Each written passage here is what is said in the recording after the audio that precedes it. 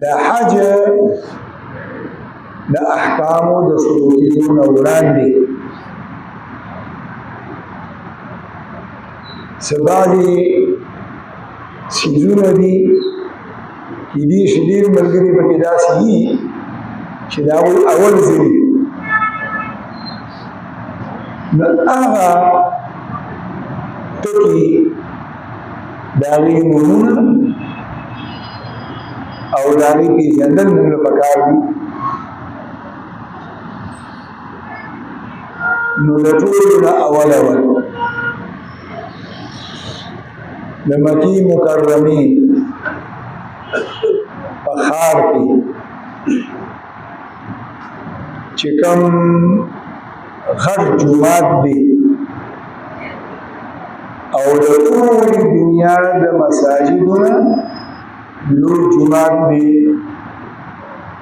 نو د دې جومات نوم دی مسجد حرام. مسجد حرام قرآن کریم کې الله جل جلاله د دې نوم ذکر کړی دی مسجد حرام. مسجد معنی جومات او حرام معنی محترم معزز جومات.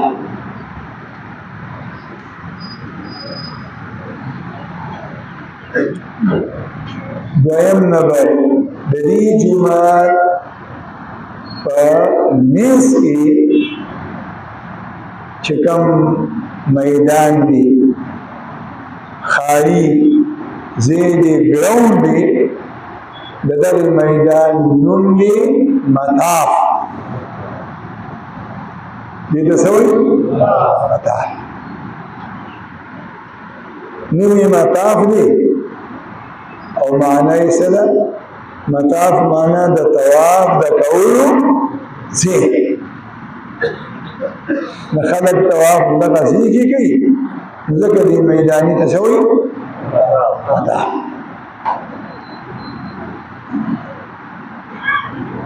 دریم نمبر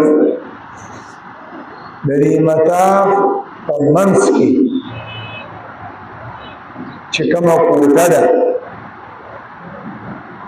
نو د دې کوټې نوم دی کعبه.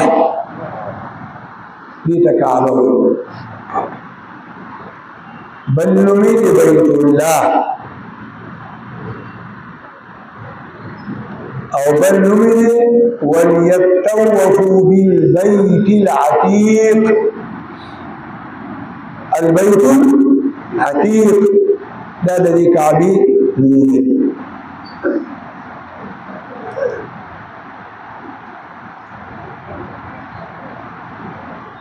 حج د مسجد حرام نه دی فرض. حج د مسجد اقصا نه دی فرض. حج د نبی علیه السلام د روضې نه دی فرض. حج چې الله پاک فرض کړی دی د کعبې د بیت الله شریف حج فرض کړی. قرآن کې الله وایي ولله على الناس حج البيت من استطاع إليه سبيلا.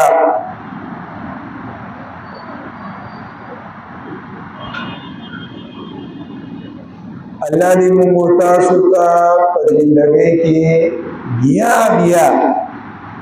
په دې ګناهګارو سترګو دا بیت الله شریف وښایي. الله دې راته ښکاره کړي، الله دې راته مخامخ کړي. د دې بیت الله شریف څلور بوټونه دي. څو بوټونه دي؟ څلور بوټونه. دې څلورو بوټونو ته د عربۍ په ژبه کې وایي ارکان اربعه. ارکان اربعه. ارکان معنی بوټونه او اربعه معنی څلور، یعنې څلور بوټونه. بیا د هر بوت خپل نوم دی. د بیت الله شریف مخه مشرق ته دی، مخې مشرق اړخ ته دی. نو دا مخامخ دا د بیت الله شریف مشرقي دیوال دی، او دا شاته دا مغربي دیوال دی، او ښي اړخ ده جنوبي دیوال دی، او لکس اړخ ده شمالي دیوال.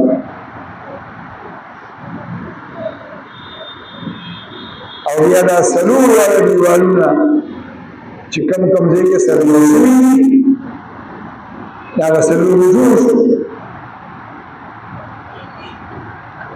نو د بیت الله شریف د مشرقي دیوال او د بیت الله شریف جنوبي دیوال په کوم ګور کې سره یو شوي دي، د دې ګور نوم دی رکن د حجر اسود. د دې ګور نوم دی رکن د حجر اسود، یعنی هغه ګور چې په کوم ګور کې حجر اسود لګېدلی. او د بیت الله شریف د جنوبي دیوال او د مغربي دیوال کوم ځای کې یو ځای کېږي، نو د دغې ګوټ نوم دی رکن یماني. دې ګوټ ته وایي رکن یماني. او د بیت الله شریف مشرقي دیوال او شمالي دیوال چې کوم ځای کې یو شوي دي، د دې ګوټو نوم دی رکن عراقي ګوټ. او د بیت الله شریف شمالي دیوال او مغربي دیوال چې کوم ځای کې یو شوي دي، د دې ګوټو نوم دی رکن شامي ګوټ.